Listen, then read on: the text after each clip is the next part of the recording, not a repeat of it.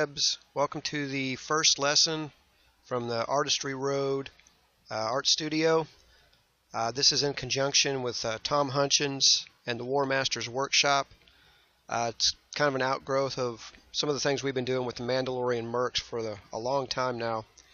And we're just trying to get more into the educational side of things. He with his metalwork, and I'll be handling the illustration training.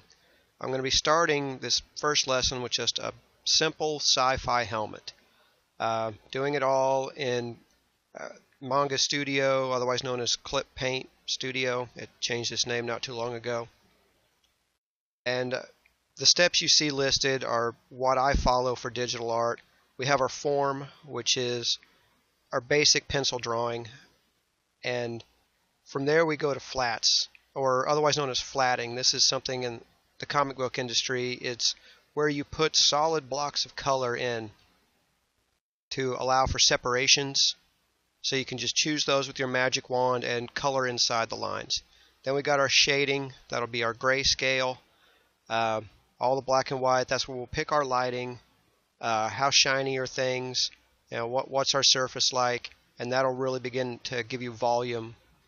Then we go into the color and texture and detailing. Texture, we use a lot of photo textures. I got a few picked out already. And the detailing, which will be, your spots where your paint's chipped away or scratches, all those little surface imperfections that add to your realism. And since we've already got the pencil drawing done, I'm going to move right into the flats. And I've got a flats layer at 80% opacity. And the way I do this is in Manga Studio, I go for the continuous curves tool with a fill and 100% opacity, and then just start filling it in. And I usually start with the entire form and work to all the little small details, and it's up to you to decide how much you want to separate things out. So to keep everyone from being bored to death and listening to me talk, I'm going to do the flatting and all the different stages in time compression, so it goes by in a few minutes, so you don't have to sit here and watch all the boring stuff. So let me pause this and get to work.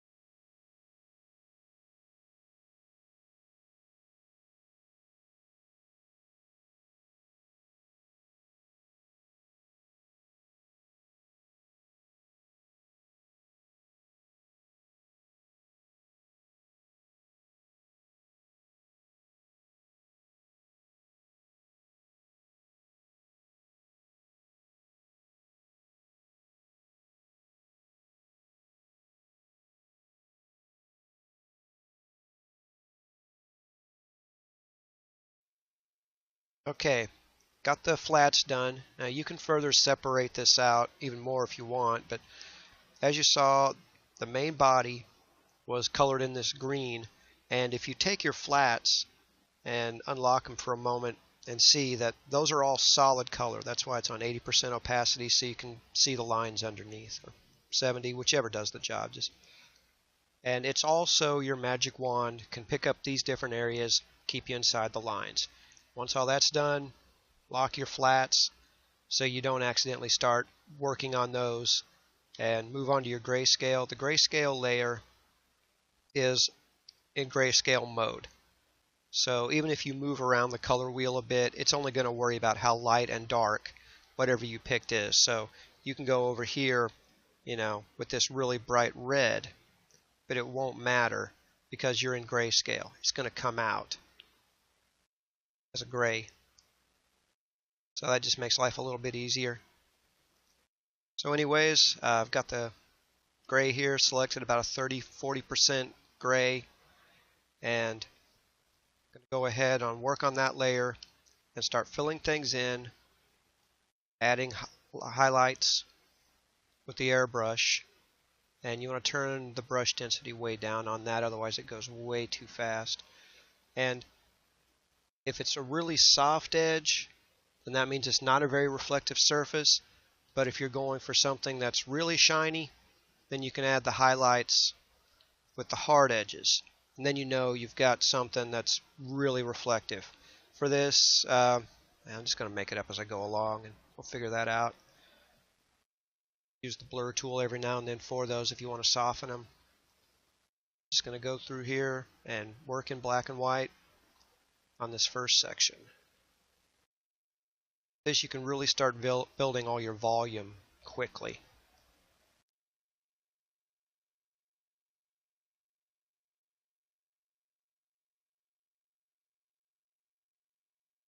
Just working that light and dark.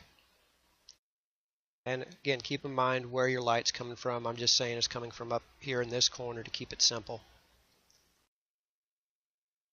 Working in the shadows for all the little bits and pieces.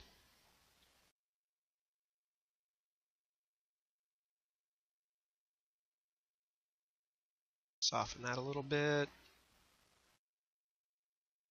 Darken this shadow under here. And go to the blur tool. Smooth this out a bit.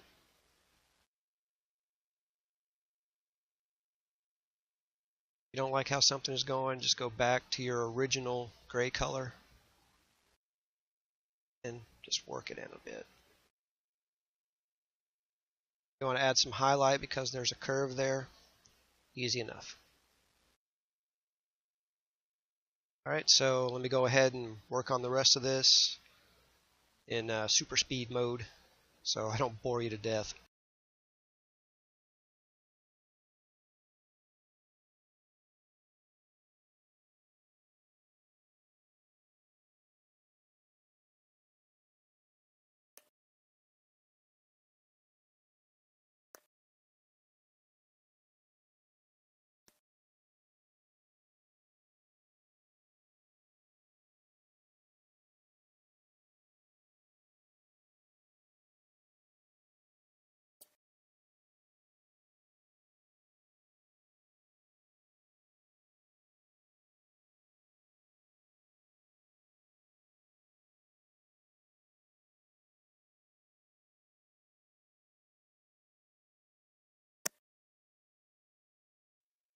Okay, so I've gone through and got most of the grayscale done. So at this point, it's looking like, a grayscale 3D model.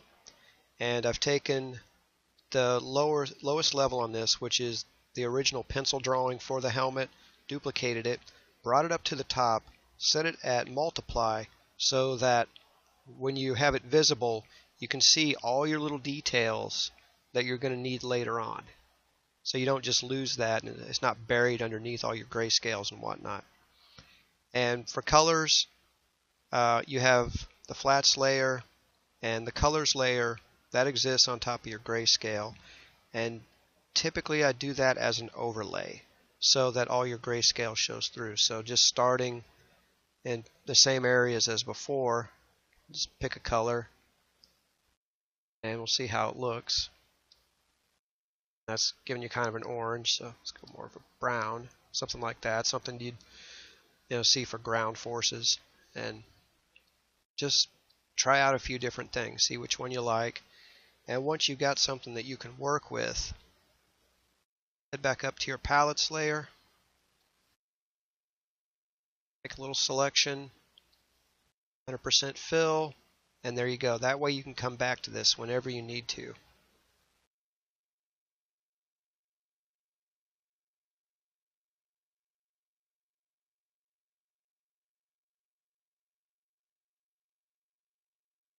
And once you've got that color picked out, choosing all your forms and all your lighting is not exclusively on your grayscale layer. You can also work that on your color layer to add that extra dimension. So you can go, you can darken an area, add more light, because really you're just trying to figure out, how's this going to go? How's the light affecting all this? And just experiment with it till you find something that goes with whatever's in your head. And Nothing is exclusive to adding depth, with this color layer. So you can actually increase shading in an area if you want, because they're all just going to work together. And the more layers, generally, the more depth you can give something, the more complex it can be.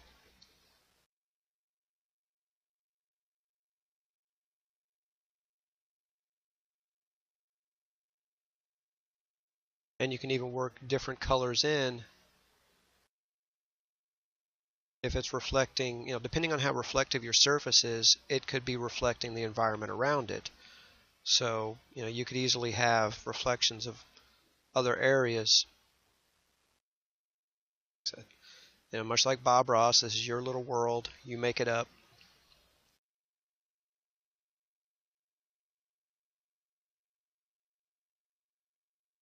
And if you ever start getting too far away from where you want it to be, just go back to the color you started with. No big deal. Happy little helmets in your happy little world.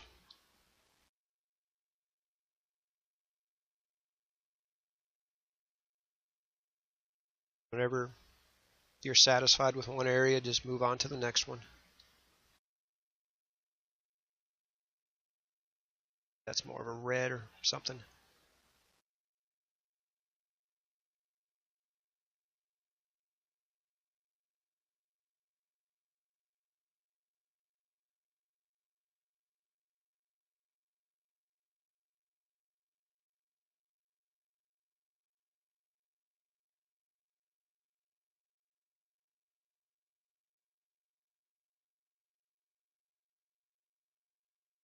Alright, I'm going to work through the rest of this in time lapse and get back to it.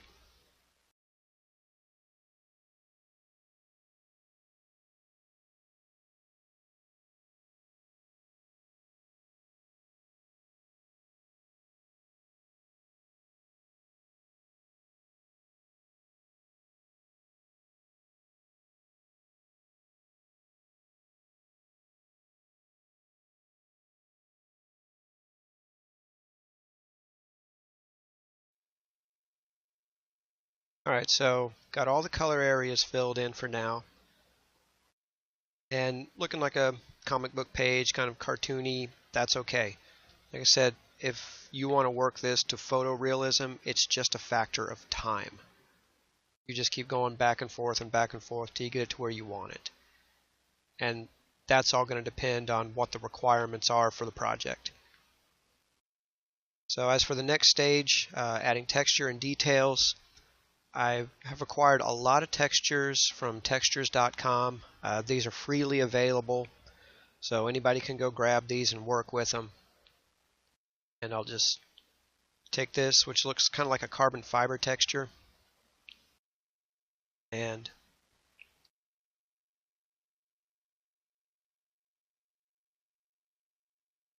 copy that, paste it in,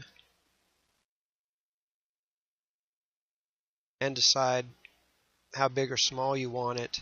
And I'll normally do these in an overlay or soft light or hard light. Just try it, see which one looks better. Change the opacity maybe. And change the scale of it, size.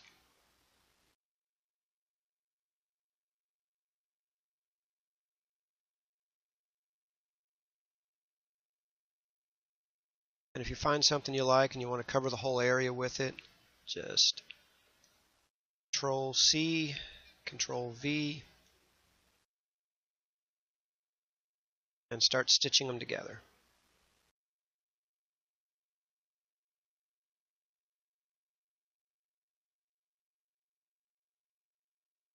You got something that's put together that's big enough. It's going to cover everything. They don't always fit together perfect, but just fake it. Close enough.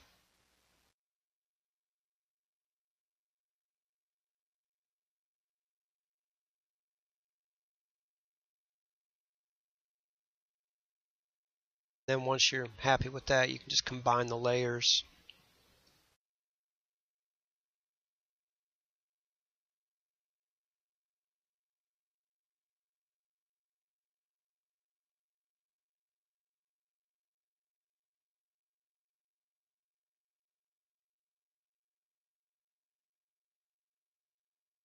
And move it into position and warp it.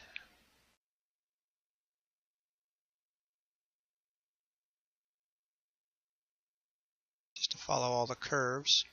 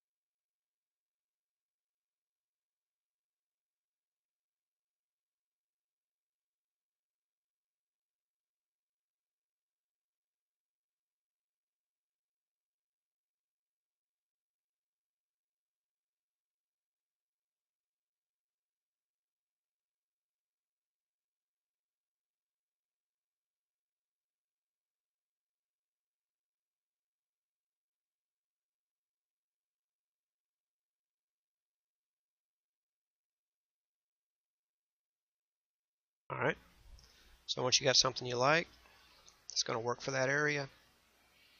May take a moment to, and then just go back to your flats.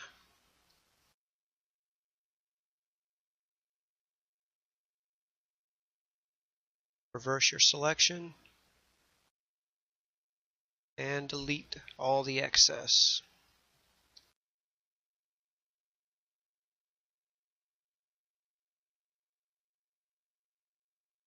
And you can still play with all your settings to see, just get it looking however you want it.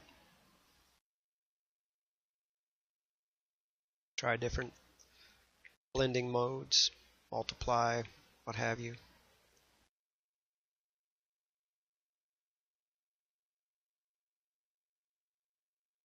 And you can change your brightness and contrast as well.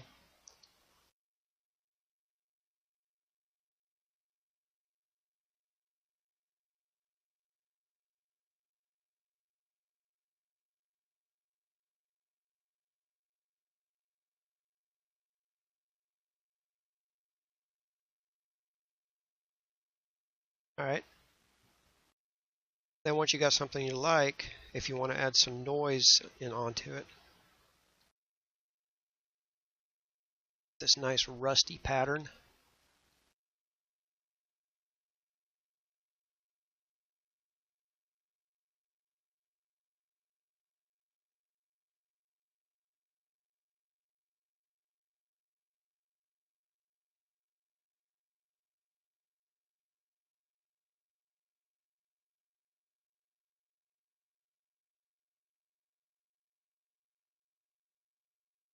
Multiply, size it,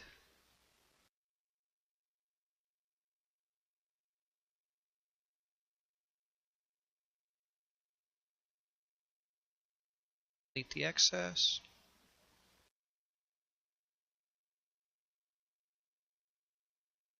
Just add a little bit of grunge in there.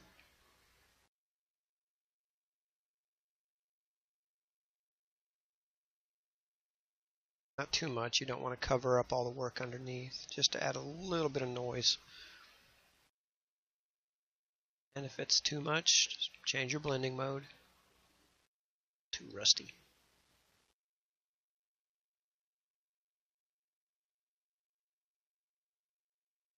Then once you get that where you like it, select, and just add a new layer on top of everything else.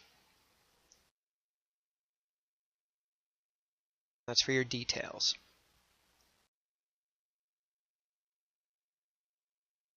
Then you can start adding your scratches and whatnot.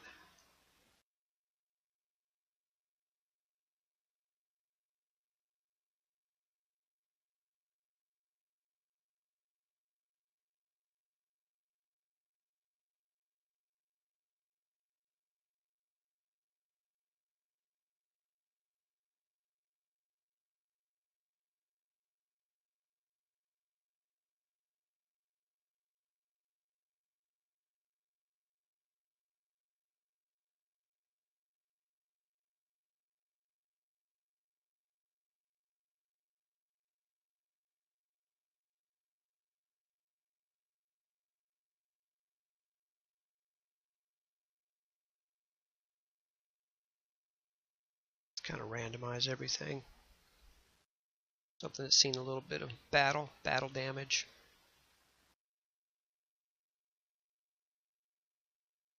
Simple black and white.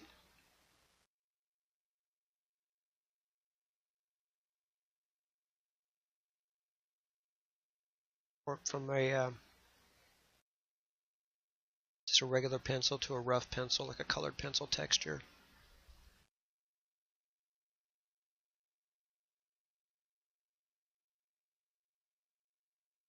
Just adding all that extra dirt, scratches, chips, all the stuff that you're going to accumulate.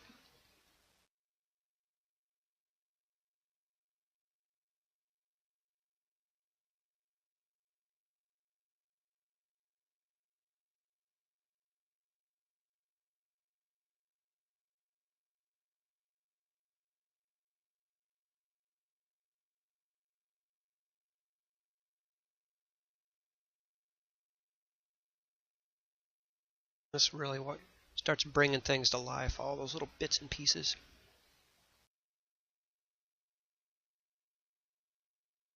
Alright, pause this and do the time lapse.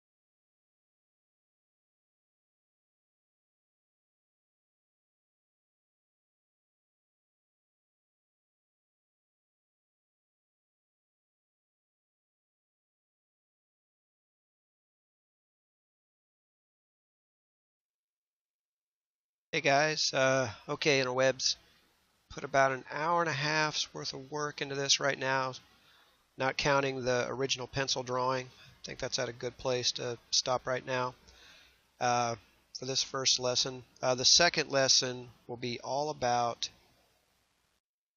the face of the wearer and the visor.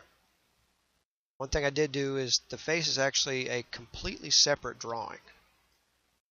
So go ahead, put that on normal. So there's enough line art to do the face that lives underneath this helmet. And that'd be a good place just to practice people. So hopefully this wasn't too painful to watch. It's the first one, so just like drawing, I know it's going to take a while before I'm decent at this. But I'm willing to go through the time when I suck at it, so we'll see what comes up. Have a good one.